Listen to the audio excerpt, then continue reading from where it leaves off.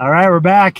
So sorry about that. I don't know what happened to the little camera that we have here, but it just stopped working. So when I tried to turn it back on, it wouldn't for some reason it wouldn't register. It said software unregistered or unrecognizable or something like that.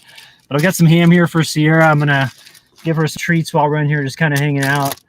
And this is the truck topper. Like, this is, you know, us chilling in here. Like, we're sitting side by side. The back of the truck obviously is right here, the cab of the truck. But it's really easy to operate in here. I mean, I can actually reach through here and grab and get into my refrigerator. And then, let me turn off my email here. I can get into my refrigerator from here. And then if I want to, I can just section off, you know, and shut the windows that go through both the topper and the back of the cab there. But it's really comfortable in here. And then, you know, the cross ventilation from this window here to the other window on this side, which I just opened up, is real nice. And then up here, if you look up right there, I've got a real nice fan. And this is a USB fan. This fan is awesome. I've gone through, like, I don't know how many USB fans. They always crap out after like a week or two. This fan has lasted now for like 6 months, which is shocking, because usually the USB fans just are horrible. But there's that. And then up top here, just to give you guys a tour of the inside, like, here's where I put all of my, these are all the shelves that I did for my clothes. So I've got over here, you can see I've got like my hat, because it's still getting kind of chilly at night. So I've got my hat here, and then got my pants up over there. And then over on this side, it has like my underwear and a couple t-shirts. And these are the little lamps from BioLite. They're called Sunlights. And on the back here, you can see they have like a solar panel on the back. And so, and then they've got different lights as far as different colors you can do and everything. Camper dude, thank you, man. I'm actually going to get some pizza tomorrow, so I appreciate that. I'll get some and take it up with me into the fishing spot. But these are awesome. These are only $25, and they have these little clips on them on the end here. And these clips go great on any sort of like guy line, like tent lines or anything like that. And so this all up here, this is this paracord, just really narrow paracord. And so I just clip it on there, and I can move it anywhere I want along, you know, the truck here, along the, like, this paracord area. And then I've got my lights up so I can, you know, have them to operate. But I do have shades on here, on the window shades, and that's what I actually used yesterday or this morning to let me make sure I don't mess with the router there. That's what I used this morning to get it nice and dark in here. Because when, like, right now, I've got right above you, like right here, is the skylight that I made out of plexiglass. And usually, even in the nighttime, you know, I'll let like that night light through, like from the moon or whatever. But now I've got that covered, and then if I cover up the sides here, like I got this one here, which I can put up, and then I've got one on the other side as well. The Velcro came off here, so I've got to reattach that. But you know, you've got this on one side, and you turn that off.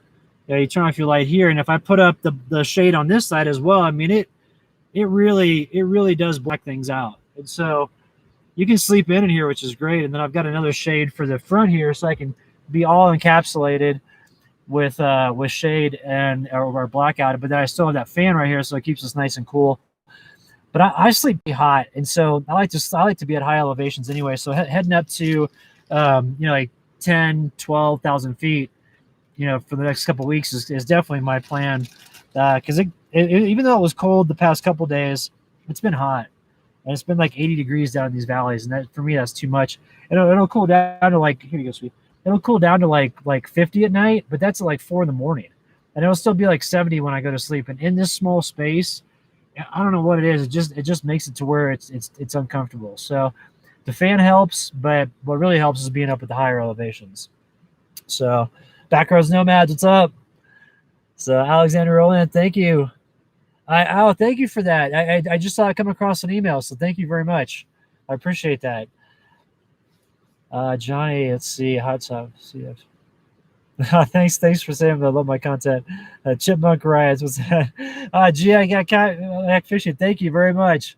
I'm gonna take a bunch of video when I'm up I'm going up to Hancock Lakes, and so I'll take a bunch of video on them up there, and then I know all the lakes along this mountain range that goes all the way up to Leadville. I know of all the lakes along the western side of it, and I'm going to fish all those. And there's some lakes, especially the lakes up by Leadville. Those are going to take a little bit longer to thaw out, but once those thaw out, I know some lakes up there that have some massive cutthroats that no one goes to. So I plan on getting all that stuff on tape, and I'm really excited. My waders will be here on Saturday, so should be here either Friday or Saturday. But I'm going to be camping, and like I said, I'm heading up there tomorrow. Won't come back into town until Saturday, and then I'm going to go grab those waders. And then after that, I'm going to jam north and start hitting up all those good fishing spots. It's just a lot of them are bogged out right now. So let's see here. Regarding the last video, any time frame on your show? Oh, so for Sean for the Tundra. Yeah, I mean I'm going to do that in a couple of years. I'm no hurry with that. I've got a few more things I want to do with the Tacoma. I want to try to build my own custom camper here on the back. And so that'll be my next project after I get the rear bumper done and the snorkel and all that stuff. And then after that, maybe after a couple of years, I'll sell this. But what I will do is that before I sell this, I'm gonna buy the Tundra and then get it completely built out and just totally dial it in, and then sell this, and then I can just hop over the other one and just keep going. So that way I don't have to be off the road for any given time while I do the build. So I'm looking forward to that because I do like it's a little bit longer bed. It's 6'3" inside, and then the 6 inches deeper as far as the way the truck bed goes. It just gives you a ton more options for storage, and that's kind of like a hybrid, in my opinion, between like a Tacoma and the new Tundras. The new Tundras are huge, and they're nice, but man, that'd be a pain to take on trails. And so I think that those first gen Tundras, they have like that 4.7 liter engine in it is known for just being super durable. So I'm excited for that. Once I'm 45 right now, I think by the time I'm 48, I'll be looking to have a little bit more room. Let's see here. For CJ, you had asked how much did the slide out extension cost? That cost it was like $342, and that was with like a bunch of mistakes. So I think I could pare that down to about $250, and especially now that I know, after I've built it and I've kind of been living in it for a while. And I've been redoing it. I've actually, I took off the roof because I wanted to make it to where the roof kind of swiveled up, and it was stationary before. But when I swivel up, even just like 2 inches, it just gives me a ton more headroom when I'm getting in here. But you can make it out of like aspen wood, and I kind of overbuilt it. I kind of reinforced it so much. I mean, it's like bulletproof in here, and you don't need to do that much with it. So, I think you can get away with building this thing for $200 easy. And that's assuming you have the bed rug. With the bed rug, for those who are unfamiliar with it, it's kind of like this felt material that they'll put. I have it on the inside of my topper, so it's all throughout the walls, all on the ceiling of the topper, everything. And then also too, it's on the bed of the truck. So that helps for a couple of things. It's a really nice vapor barrier, as far as it's not really a vapor barrier, I guess, per se, but it's more of a it kind of absorbs any moisture that's in here, which is good because your body expels. I think an average person expels while they're sleeping 0.5 liters of water just through evaporating through your body. But it's not like the water just goes away. I mean, it's the stuff. So, I had it to where a buddy of mine had a topper, and we were camping up at some pretty high elevations to where you had to keep your windows pretty much shut just to keep your conditions warm inside your topper. But he got to the point he had so much condensation from his breath, by the morning time it was raining down on him. And so, you want to have it to where you get something that can kind of suck up the moisture. And then during the daytime, you just leave the windows open and it dries out. So that way you don't get like a funky smell in here, like a musty smell or anything like that. But I've been real pleased with this topper. This is an ARE topper. And, I've been in it now for 5 years. I had it for a year. Yeah, about a year and a half before I hit the road. So I've had it now for 6.5 years, and I've not been easy on this thing. I'm surprised it's held up. So, hey, what's up, Jeffrey? Let's see here. Yeah, the headspace is the one thing. Like that's where I needed, because I was sleeping kind of diagonally, and there was no headspace at all. I mean, I was literally like the rails of the truck are right here. That's where I was sleeping, and the ceiling's right here. I had like this much room to sleep. So I'd be like sleeping in here. My nose would be like right here. And I'm like questioning my life decisions. And then I finally realized, because I was like, I don't want to get a big camper for the back, a big, huge one that's going to compromise me four-wheel. I want to be able to still go to all these places. And that's when I came up with the slide out extension. So it's been kind of cool. I sell the plans online. I've got a design guide online where I sell the plans, and a bunch of people have bought them, and some people have made some changes, like some different customization to it. It's turned out some pretty cool builds. So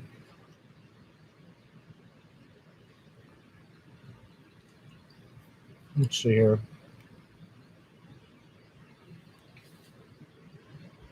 Sorry, I'm kind of eating dinner. Vivian, you had mentioned about being solo. That's the one thing that took me a while of getting used to, was that what I would do is I would kind of push it. I'd go out and I'd get a bunch of supplies to where I could stay out in one area for a long period of time and see how long I could go without talking to people or seeing people. And it helps having Sierra. I mean, we run around all the time. We're always out on trails, and she's a blast. She's basically like a little human. She just can't speak English. And so we have a lot of fun. But after a while, you do kind of feel like I need to talk to a live person, like in person, not just on the phone or on text or on GPS or whatever. You want to talk to them. And so, Jeffrey, thank you very much. Appreciate that, man. So what I would do is I would go out and I would buy supplies for like 5 days. And I would go to an area where I know I wouldn't see anybody, and I'd see if I would get lonely. And it got to the point to where instead of being lonely, I was always like intrigued with or engaged with like the environment. Like if rain was coming in, or if it was really windy, or if it was hot out, I'm trying to manage Sierra or something like that. So you're really always busy with something. So you don't have a lot of time to sit around and think about being lonely. I think about the only time that happens is in the wintertime, because your evenings start at like 5 p.m. or even earlier sometimes, and you got to go like all that time until like 9 or 10 p.m. until you go to sleep. And it's dark out and it's cold, and you can't really do anything outside. That can kind of creep in on you a little bit. But what I do to remedy that is I tee up a bunch of good podcasts. And then working with the wood stove when I winter camp, that's fun too. I mean, I like to bake a bunch of stuff in the Dutch oven and everything. So, you can find ways to keep busy. But what I found was when I first hit the road, like the way I would keep busy when I was at the house was I'd hop online and surf YouTube, or, pop on the TV or whatever. Then you come back here, and when I first hit the road, I had limited data plan. I didn't have the unlimited data plan that I have now for my hotspot. And so, I couldn't sit there and watch YouTube all the time. So you kind of like sit there, you're like, okay, so what am I going to do for 4 hours? And that's when I just started hiking all the time and fly fishing constantly. And I'd always liked to fish before, but I mean, once I hit the road, there was like a time where I think I fly fished every single day, even in the wintertime, for like 2 years straight. And it's just awesome. And so you kind of start to find these different hobbies that take up your time. And then when you do connect with people, you tend to only spend time with people that you really find value with. Like you won't just go hang out with somebody just to hang out with them, especially when you're solo like this, because you like your alone time so much and you kind of get into a rhythm with it. But when you do spend time with someone that you care about, those times are special, because it's fun to get together with somebody who's maybe living the same lifestyle you are, or who has known you for a long time, and you get together and hang out.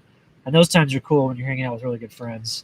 So it's fun to share this lifestyle with people, because I realize it's an anomaly, and even though there's a lot of people online doing it, there's still a relatively small amount of people that are doing it full time. So it's fun to be in this group with those people, and I like living this way. I don't mind being a minimalist and living in such a small space, because the way I look at it is this is just like a vessel to get me to the cool places to fly fish or hike or backpack or whatever. So I don't look at being in here as a negative at all. I look at it as giving me more flexibility. And like I was saying in the last stream before it got cut off here, when I was out at the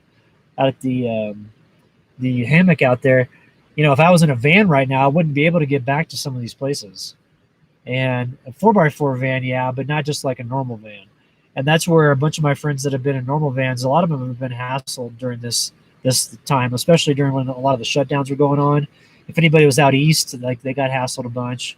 I had some people out west get hassled, which was pretty crazy, because you'd think like on the public lands you're good, but you got to think with those vans, a lot of them, especially the really big ones, they can't get back in there very far, so you're pretty easy to spot. So if a person wants to go in and say, I'm going to bust a couple people camping, you know, and if the area is questionable about where you can camp there or not, and you're in a van, you might be first one to get hit. So that was always my mindset about living this way, is that, I'm going to live in a small space. It's going to be super cramped, but I'll figure out a way to make it work, and that will give me the flexibility to get deeper into the backcountry and not have to deal with people or crowds.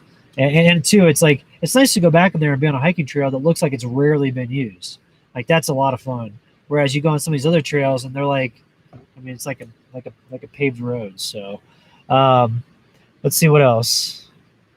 Hassled. So Josh, you were asking about, the van people that have been hassled. A lot of people have been asked to not camp on public lands in certain areas. And it's weird because you go to the Forest Service or BLM camp websites and it says that it's open, but you'll have like the county sheriff that will come out, and a lot of the county roads that lead into these areas people will camp on, and you got to know where the boundary is. A lot of people will still be in the boundary here at Forest Service, but the sheriff will come in and still kick people out. And so that was happening in some of the public land parcels in New Mexico. It was happening in some of the parcels closer to the Front Range, like Denver area, stuff like that, around the big cities. Because I think a lot of people were looking to escape, so they go out. So they just kind of had to curtail that. But that's where my plan was, is just to go to more, remote areas that I knew didn't have big population centers close, that wouldn't draw in people unless you knew how to get to these spots. And that's how I was able to stay ahead of all the public land closures. So it was good. It was stressful though, because like, you go to some area, and I was looking on Forest Service maps and also on my GPS and on different online resources to see maps of areas. And I was trying to figure out where to go to camp, but a lot of times I get to an area and it wouldn't have any reception for like the Wi-Fi router, so I'd have to be out there. And hang on a second, the Wi-Fi router is needing some juice. I gotta grab the charger, so hang on one second here. All right, so that's me grabbing in the back and getting the battery. I'm going to plug in the Wi-Fi router here. But I get to those spots. Let's see, do we have good reception with that? Yeah, a little bit. But I get to those spots, and a lot of times there wouldn't be reception, and then I'd be like, dang, and then I'd have to like get out of there and go to a new spot. And I was still trying to work when I was out there and get content uploaded. So if you notice, like throughout April, the content kind of lagged a little bit, and that's because all the areas that I was going to, I was bouncing around a bunch of different spots. I couldn't find a place that had reception because the Mogollon Rim where I was at just has really incredible terrain, but it's so rugged that some of those areas a lot of those areas you can't get cell reception. So the router that I have, it works off the AT&T network, and so I'm still kind of a slave to that boundary. But with the booster that I have, I can get out 60% further. So that helps me kind of get away from people, which is nice. So let me get caught up on questions here. Sal, yeah, I like the Dometic. So right now I've got the CFX 28. I asked Dometic, because I'm going to start working with them. So I asked them to send me the new CFX 3. And I can't decide if I 45, but one of the two, they're going to send them to me, and so them next week, and we're going to get. But the CFX 28 that I've had up to this point has been awesome. It's a total game changer to have. An ice or a electric fridge. And I wish I would have done that sooner, because you can save so much on money. You can, your diet can be much more robust because you can keep more items longer. It's the way to go. Yeah, for Darkicon, yeah, my health has improved just because you're on your feet all day long, and so it's really beneficial as far as like cardiovascular health. And I dropped weight a bunch when I hit the road. I probably dropped like 20 pounds in the first 3 months, just because you're on the go all day long, and it's like, oh, cool, I want to see this site. And you go out there and charge it all day long and hike and come back, eat a healthy meal, crash out, and you're not going to happy hour at 5 p.m. and you're not eating the junk food at lunch over the lunch hour. It's like you're eating kind of healthier stuff because you want to have good fuel so you can have good energy out here. And so I just found it's just everything out here promotes being healthier, and I love that. So it's good stuff. So let's see. Let me. So you just bought the 95. That's cool. Yeah. Phil from Down to Mob, he's got the 75 and he loves it. And it's nice having like the dual zone. That's the one thing that I don't have. But I kind of do a cheat with that. I create like a little seal that I'll put down in the lower portion, put all my frozen items down there, drop the temperature down to 32, put the seal down, which is basically a piece of cardboard with tinfoil over it that fits down in there. And it creates like an area where it'll be, say, frozen down on the bottom side. The top side will be like 34, 35 degrees. So that really helps. Let's see here. Let me go back here. There were some questions. Hey, what's up, Vaughn? Hope you're doing well, man. Let's see. What else? Okay, I think we're all caught up here. Let's see. Yeah, I think we're all caught up, and mental health is definitely better, right? Oh, yeah, mental health out there here's way better. And the reason being is that, like I was talking to some friends about that the other day, and I was like, out here, I don't feel the stresses that I felt when I was back in the corporate world. And I certainly don't feel them now with what's going on with like the COVID stuff, and then now with the social unrest. Like I was talking to a friend of mine. I was like, it was like those glass balls that you see at Christmas time when you shake up and it has like the snow in it. It feels like I'm on the outside looking in at this chaos. Because out here, you just don't hear about it. Like if I turn off my cell phone booster and I turn off the router, no one's out here driving by telling me about the news, and no one can call and tell me about it. So I can really like take a break whenever I want, which I do it throughout the day. Like today, there was like 5 hours I didn't have the router on, and I didn't have anything going. All my electronics were off. I was in the hammock reading a book. Sierra was napping in the sun, and it's just like.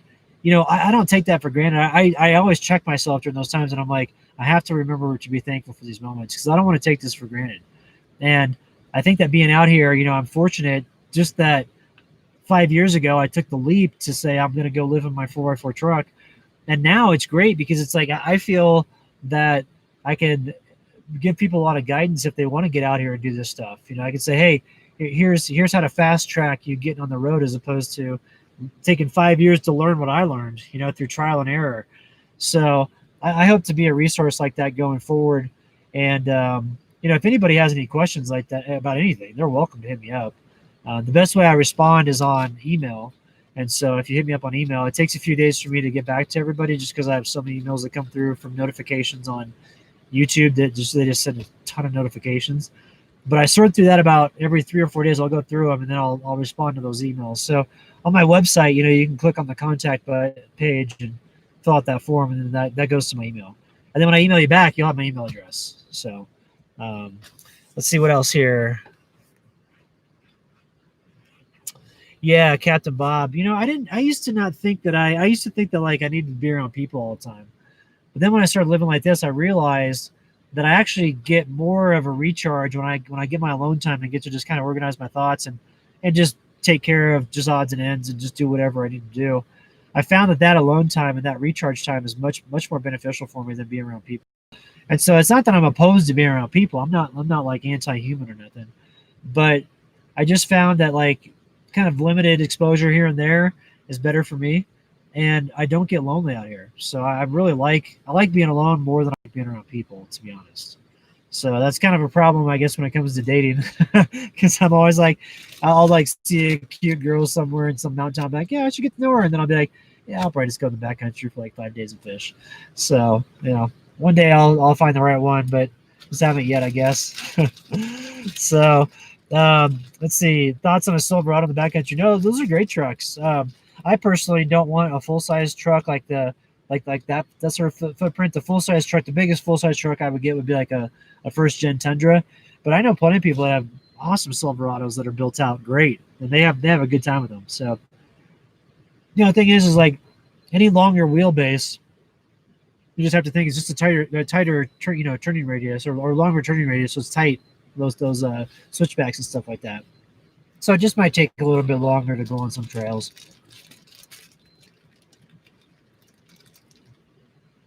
And no, I've actually not used any trailers on my adventures. I've always just been truck camping. And I have friends that have trailers, and they say it's a double-edged sword. They're like the trailer is great because it's comfortable. They're like, but if you like to go on 4x4 trails and just kind of stop at the end of the day wherever you're at and camp there, when you have a camper, like you have to come back to it. And so some people have expressed like, hey, campers are the way to go. Other people have told me it's a little bit of a cumbersome endeavor. And I think it's probably a little bit of everything, you know. But up to this point, no, I've not done any camper, like, you know, like trailer camper camping or anything like that. So, and I wouldn't mind. I just haven't. So let's see. What are your? My family, when I first hit the road, Craig, my family was kind of questioning what I was doing. They thought that I was like losing my marbles and going the Ted Kaczynski route. But after I got out here for a while and I started working with outdoor companies and I started making money, that was a big thing. They were on my case for a long time about that. Going back to the corporate world, like, I wish you'd get a real job. I'm like, this is a real job. I'm just building it. Like, it's going to take a little while. Once they realized the longevity of this and that I was happy, they were pretty cool with it. It took my dad a little while to come around. He was always wanting me to move back to Kansas and take over his job, which I would never do in a million years. My mom came around a little bit sooner, and now they're both cool with it.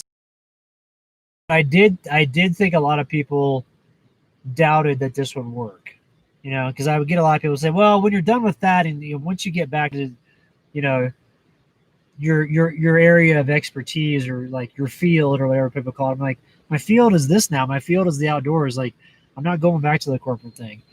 And after about 4 years of me telling certain people that in my life that I wasn't going back, it finally sunk in. So now it's kind of nice. I don't have to deal with those questions anymore. And it's more now of like, hey, you know, if I go back to see family members or whatever, it's more of like, so tell me about like the coolest place you went last year or something like that. So people are more intrigued about what I'm up to. They're not so worried about if it's going to work or not. So it's kind of nice to get past that. Oh, I did want to say one thing. So I have had a beard for 10 years and I haven't shaved in that entire time. And I've got a sponsor, Harry's, that shaving company. They just sent this to me. It's a shaving kit. So I'm actually going to shave. I'm gonna shave and show what that looks like. I'm gonna do like an integrated ad in one of my upcoming videos. So, and like the next week or so, I'll see a video of me shaved, and I literally haven't seen this baby face without the hair for 10 years. So I'm kind of interested to see what I look like. The reason why I like growing my beard is I think my chin's too narrow and it makes my face look like I'm like a preemie baby. Like, that's what I think of myself. So, like, my face looks kind of weird. So like when I have a beard, it can get kind of thicker down here. So I'll shave it though, and I'll show you guys what it looks like. So anyway, that's coming up. That's kind of fun. And I'm going to be doing more of that stuff because it's kind of nice. That's on top of the YouTube revenue. And I'm going to be saving up a bunch because eventually I think that, you know, unfortunately with what's been going on a nationwide basis and worldwide basis, I mean, so many people have been hurt financially with what has transpired. And I do think that a fallout of that will be there's going to be a lot of properties on the market eventually. And so if a cool ranch comes up or something like that, I'd like to buy it. And so I'm going to start working with more companies, but I've held off on like the small brands, and I wanted to wait for like national brands like Harry's or Dometic, you know, stuff like that to come into play. And so that's why I've waited this long on my channel to do any sort of advertising, because I didn't want to do lame advertising. I didn't want to do like a I don't know, like some weird solar panel that costs $15. Like, I think that's kind of tchotchke stuff. And so I waited years to be able to get to the point where I could talk to like reputable brands. And I have an entire rate card that I made, and I email it to them. They email me and say, hey, how much would it cost for us to have, you know, 60 seconds of a future video where you talk about our stuff? And it's like, okay, here's my rate. And it's nice to be at that spot because I wanted to get to that point because my background is in online advertising. And so I did that for 15 years when I was in the corporate world, and then I owned a sign company for 5. And so like I know how to do stuff online. I know how to monetize things. And I was like, I got to get this to a point to where I am considered authentic. And that's where I can work with brands that I believe in. I'm not going to work with every brand. I've had brands hit me up that are just crazy. Like, this brand hit me up and they wanted to pay me. Well, it's actually backcountry.com. You know, I don't know if you guys remember last year, backcountry.com sued everybody with the name Backcountry in it. The only reason why they didn't, to me, I think, is because I screwed up on my paperwork with the state of Colorado, and one of the five forms that I had to fill out I didn't complete. So it showed that my company was delinquent, which meant that like they probably thought that I was defunct. But after all that thing went down, they actually messaged me and they're like, "Hey, we'll pay you $3,000 if you talk about how great we are for like 90 seconds in your video." And I was like, I can't do that. I was like, you guys sued people and destroyed some companies, like this company right here, Backcountry Nitro. Like, actually here, sorry, let me see, Backcountry Nitro right there. That company had to rebrand since they used the name Backcountry. They had, sorry, I can't do two things at once here. Let me just do this. I'm trying to put the light up at the same time I'm trying to do the camera. It's not working. But they sued all those companies that had the name Backcountry in it, and that was one of the companies that had to, they went out of business for a while, and then they rebranded, and I can't remember what the new name is, but the gal, her name's Jenny, the gal that started that company, and they did it to 44 other companies. They did it to a nonprofit that was like an avalanche patrol or avalanche safety school for women, which was crazy. But they messaged me and they're like, "Hey, we'll pay you $3,000 if you talk about us in one of your future videos and drive traffic to backcountry.com." And I was like, I'll never do that. And I was like, I appreciate you guys reaching out to me. I'm flattered, that you would think that I have enough of a channel to make somewhat of a difference. But with what y'all did, ethically, I can't do that. And there's no amount of money that I would take for that. And they were thankful. They're like, "Hey, thanks for letting us know." And it's actually the way it works in the back here, like with the way these companies are, is that there's like these advertising agencies for these companies. These companies work with those agencies, then the agencies come out and contact us. So I was talking to the intermediary, and I just told her, I was like, that doesn't align with my value set, what they did. And I was like, I don't wish them ill will, but I can't promote them on my channel. I hope you understand that. And she was like, "Yeah, I totally get it." And I was like, "Well, if there's any other opportunities that come up, I'd like to talk about outdoor stuff, but I'm not going to talk about anybody that's done anything disparaging to the industry or anything that's not related to the outdoors or to like shaving. Like, obviously that's something I would do, but anything else, it's like I only do stuff that I think is related to the channel. So I won't be selling out. So I just wanted to let y'all know that. Yeah, Sierra's sleeping. Whenever we get in the topper here, she always starts to crash out. So she likes to put like her head right down here, and her eyes will get kind of heavy. Then she'll roll over on her tummy, and I'll start to pet her tummy. Come here. Oh boy, we're not quite there yet, but she's getting there. But she's sleepy, and because she'll spend the majority of her day like just kind of sleeping in the sun, and then when we get in here, she kind of knows it's time to crash out. So. So let's see here. I'm going to put the camera back down here on her. I'm going to get caught up on any sort of questions here. So let me see if there's any questions. Let's see.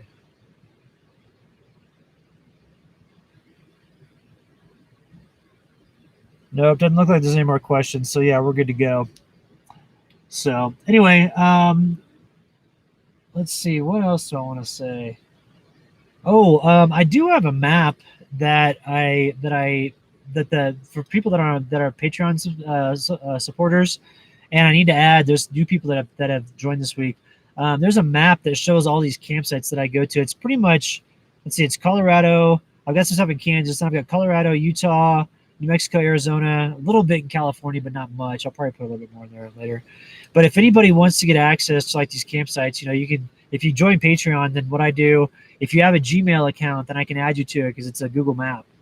And it's a private map, but it's I can add email addresses to it. So anyway, just a heads up on that for anybody that's looking for good campsites. Also, too, you can just message me and I'll tell you where to go. Like if you say, "Hey, I'm going to Colorado. I'm going to be out there during this time frame. Do you have any suggestions on where I should go for, camping next to rivers or fly fishing or high altitude lakes?" And I'll try to steer you in the right direction. And then if you're camping out here, just remember, if you're camping close to Denver, anything within about 2 hours of the front range there, you're going to get that weekend traffic. If you're out further, I'd say the Condo Divide is a real great, mark.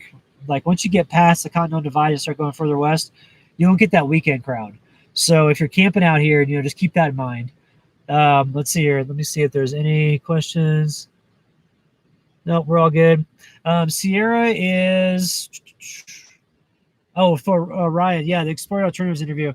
We're done with that now, and the video will be posted up. I think they said about 3 to 4 weeks from now because they have like a queue of videos that they've already done. So that one will be done in like 3 or 4 weeks, or it's done. They're gonna post it in like 3 or 4 weeks.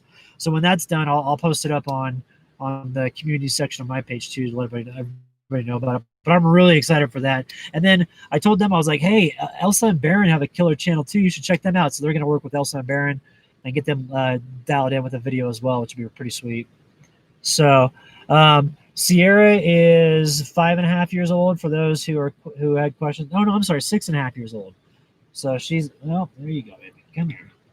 What are you doing? We're talking about you. I know. What you doing, sweetie? Oh, let me see your belly. Come here. Let me get you back. There it is. Come here. All right, there we go. She'll be snoring in like 10 minutes. So, let's see. Thanks, California Golden Bear. Yeah, my truck it's a good one. I really like this truck. It's a 2005. A lot of people are shocked to hear that it's that old. But let's see here. I first saw you on Aaron said, oh, cool. That's cool. Yeah, I like Elsa and Baron. I was talking with Baron the other day. They're still over in Oregon right now. And, I'm planning to go up to the Pacific Northwest once I get all the stuff done with the truck topper, or I'm sorry, the truck bumper and everything. So if he's still up in Oregon, I told Baron, I'm like, dude, we got to hook up for some trout fishing because he's been getting into the Tenkara fishing. And he texted me the other day and was telling me that he's got this stream that he was camping next to, and he'd go out there every day and just dink around and catch these little trout. So there's some great places here in Colorado I'd love to take like Baron and maybe like a few other people on like a fly fishing trip through the high country, because I know all the lakes through here and all the trails that go to all of them. And you can get within like, some of the lakes you can get within less than a mile. And with your vehicle, you can get up to like 12,000 feet and you're almost right there. So it'd be fun to go do something like that and like videotape all of it and then just post it all as a big long video. So yeah, those spots up in Oregon, they're just beautiful. Do I see older Sierra 1500s on the 4x4 trails? I have. Like, I've seen them around. I typically seek out the really tight trails, so I don't see many full-size trucks on those. But, the areas where there's not, like, low-hanging trees or really tight sections with rocks or something like that, I mean, you're in good shape, So as long as you know the trail that you're going on and knowing that it's not too tight, you'll be fine with your 1500. So, yeah, the mushroom picking in Oregon looks amazing out there. That's one thing that I'd like to do. And then, yeah, adventure van, man. And then, let's see, there's another one out there. Is it Primal Outdoors? I think he's in Oregon, the Primal Outdoors guy. So I'd love to hook up with him. And then there's some other people up in Oregon and then Washington State as well that I'd love to connect with. And I think Oregon, that's the place. Like people, like Baron was telling me, he's like, dude, it's really like Colorado. He really likes it out there. He and Elsa are loving it, and that's one place that that's always been intriguing to me. So I'd like to go there. And then also too, Wyoming is nice too because it's kind of a forgotten state. Like a lot of people just forget about Wyoming. And it's got great terrain. So like Wyoming, Idaho, South Dakota. Montana's kind of known, but those areas people just don't go to. And Oregon is just not as popular as Colorado. This is crazy out here. So, let's see. When was the last time you came out to Texas? Let's see. I was out in Texas. When was the last time I was there? I think that was the winter of 2016. I went to Big Bend National Park and hung out there, and then Terralinga hung out there, and was down there for I think it was 2 weeks.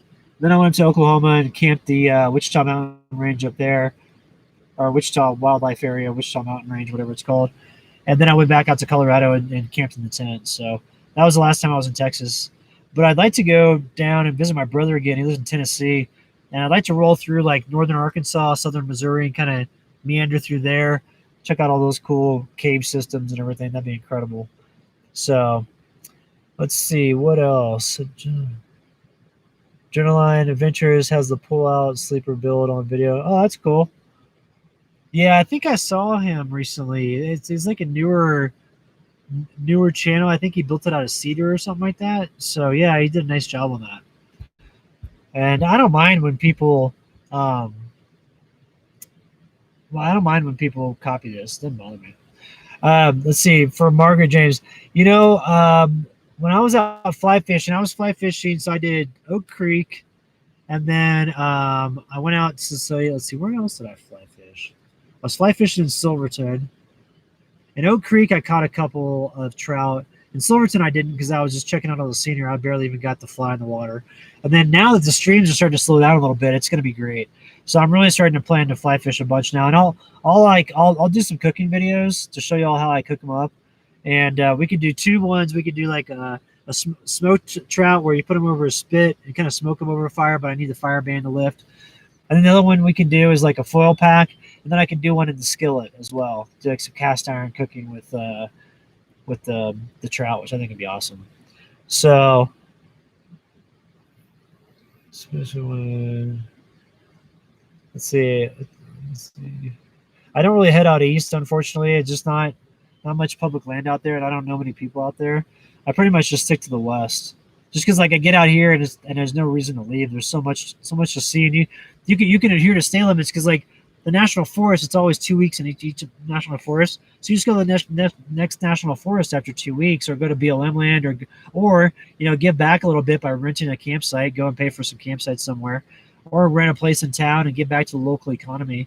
I'll go in town. What I like to do about once a week, especially when I'm winter camping, is I'll go into town once a week or once every 2 weeks, rent a place in town for like a couple of days, get all cleaned up, get my truck all cleaned up, get it all squared away, and then go back out. That way I'm giving some money back to local economies as well. I don't hunt just because I don't have any room to carry any meat like that. I fish and enjoy that quite a bit. So I pretty much eat. When I fish to eat. So unless it's like a greenback or something like that, then I throw it back because that's on the endangered list. But let's see. How's the fly? Oh, that stream from Alamosa to Del Norte is really good. It's actually really good from Del Norte to South Fork. So South Fork to Del Norte, that whole stream right there, it's like a 13-mile stretch. That's literally, it's like right on the edge of being considered gold medal waters because it's so good, such good fly fishing there. So that's the Rio Grande cut that's over there. That's a good one. And Del Norte, they actually went through their town before this COVID stuff hit. They were going through the whole river section and improving the bank and making it to where you could fly fish out there because there were a bunch of reed willow trees that were on the banks there, and they pulled all of them out to where it's all open, so you can get a good back cast in and cast it out there. So Del Norte's, that's some good fishing over there. Let's see. Anything else? There's 9 acres. Nice. Oh, right on. Yeah, you get that ranch in Cheyenne, Firehawk, Colorado. That'd be cool. Shawnee National Forest, Southern Illinois is awesome. Oh, cool. Yeah, I've not been to Southern Illinois, and I've heard like that's a cool area. I've also heard like Michigan's awesome, or Minnesota's great. There's a bunch of cool stuff. I mean, even Kansas, where I grew up, there's awesome parts of Kansas. Missouri is insane. There's some cool places to go. So, yeah, Rue's a good little guy, man. He's a good little dog. It's just too bad he went blind. That was a sad deal. But he's coped really well. He's adjusted great, and he gets out on those trails and freaking charges it. And I'm floored at that. He just goes, and it's like he hears you and just starts walking your way, and I'm like, you could bump into something, and he just doesn't seem to bother him. Okay, so also this light, what happens is when the battery starts getting low, it gets down to that. And then when you turn it back on, it'll beep like that with the light to let you know that it's kind of getting a little down there. So we're gonna switch this one out over with this right there, and then put this one right here. This one's a little bit brighter. Let's see, can you see me at all? What's that? Nope. All right, hang on. We're going to put it back around. I'm just going to turn this down a little bit so that way I'm not so blown out. All right, but you can see it's starting to get dark around here. Well, actually, no, not really. I mean, it's dark. It's getting dark, but it's dusk. It won't be dark for like another 30 minutes. And Sierra's now starting to crawl on me. So she'll be out, and I don't know. That girl must have like an extra large bladder or something like that. She never gets up during the middle of the night to go to use the restroom. So she always waits until the morning when we pop out. Oh, I was going to show you too. So in the morning time, I can actually do coffee in here. And what I do is, let's see. Let me grab the coffee bag, which is actually right behind the camera here. Grab this. So I've got my coffee bag in here like this, and I've got it to where, you know, I can use just like the camping fuel and then the backpacking stove. So take this out like this, and then I don't know if that new the new type of coffee maker that I'm using. I'm using like the Italian espresso maker, so I can just take that and put it on top of the little deal here, and I'm good to go. Let's see, do I have my lighter in here? No, I don't. I was gonna say I could turn it on, but I can pop it on here, and then I can make coffee in the morning before we get out. And it's like, here's the little side bench that I can use. And so this whole thing, I mean, I've got some hummus here right now, got some avocados and everything like that, but I can clear it out in the morning time and use this table to kind of like warm up water and cook on and stuff like that. And then if I've got donuts or something delicious like that, then I can grab into the refrigerator, make my coffee here, and chill in the morning. So like the past couple of mornings when it's been really cold, I'll just like bust out my coffee, and then I've got my little grinder right here, get the beans nice and going, get the espresso maker going, and I'm set. That espresso maker is nice because you put the water in the bottom of it, and then it has a little pressure thing that you put down in it where you put your grinds, you put your fresh grinds in there, and then you screw it on top, and then the pressure makes it boil up from the other side. There's a big reservoir on top that captures the coffee, and then you just pour it out when it's all done. So it's a real convenient way to make coffee. It's really basic as far as, you know, there's not a lot of moving parts to it. You just basically put your water in there, you grind up your coffee beans, you put that in there, you boil it, and it's done. So it's pretty convenient. And then so I can just chill in here and, like, you know, lean back all the way in the morning, sit back here, have coffee, chill out. You know, Sierra's hanging. We're getting our morning started. We can take the shades off the window sides or the sides of the topper, and, you know, let the natural sunlight in, or just keep them on there and sleep in like I did this morning. So it's pretty nice. I mean, like, I don't know. It didn't take any adjusting to get used to this, but granted, I was sleeping on a platform before this, so this is a lot bigger than what I had. But being in here, I don't get like crammed or claustrophobic. So it's, I mean, maybe I'm just built that way. A lot of people have said there's no way I could be in that. It looks like a coffin. But to me, it's like if you sit up in here, it's big enough to kind of just hang out. It's just like a big man cave. So, all right, let me do. Don't forget the UFC to wash down the donuts. Yeah, I've been watching a bunch of UFC. I've got that ESPN Plus. So I think the next fight card that's coming up, I'll probably, let's see, what's the fight for that? There's a good fight for the next one coming up. I can't remember what it is, but anyway, I'm gonna get that, and then I stream it here and just watch it on the computer and be good to go. And then I watch YouTube a bunch, you know, in my free time. Like, I watch what other creators are doing, and then I like to watch old UFC fights, and then I like to also watch, this is really dorky to admit, but I like to watch the old wrestling stuff, like the old WWF, like Ric Flair and like WCW and all that stuff. It's crazy. So I'll be sitting back here like late at night watching these, laughing. So it's pretty fun. But let's see. All right, I think I'm gonna log off here because I need to get my dinner going. And Captain Bob, you like to wake and bake. Yeah, you know, I mean, I smoke marijuana. I don't mind saying that. I don't do it all the time because it's a kind of a motivation killer. But at night, you know, it's if I have an interesting movie to watch or something like that, I don't have any problems with that. I think it's better for you than drinking. Like, I'm not a big drinker because I think alcohol can kind of mess up your system pretty bad. And I don't think smoking pot's good for you, so I'm not one of those that's like saying that sort of stuff. But I don't mind it. It doesn't seem to hurt, and you don't have hangovers, which is nice. So, but we're gonna get our evening going here. I'm gonna get Sierra all squared away. She's already starting to crash out, kind of breathing heavy. So I think she wants me to stop talking. So we're going to go ahead and log off, and just want to say thanks to everybody that logged in and joined both the previous chat and this one.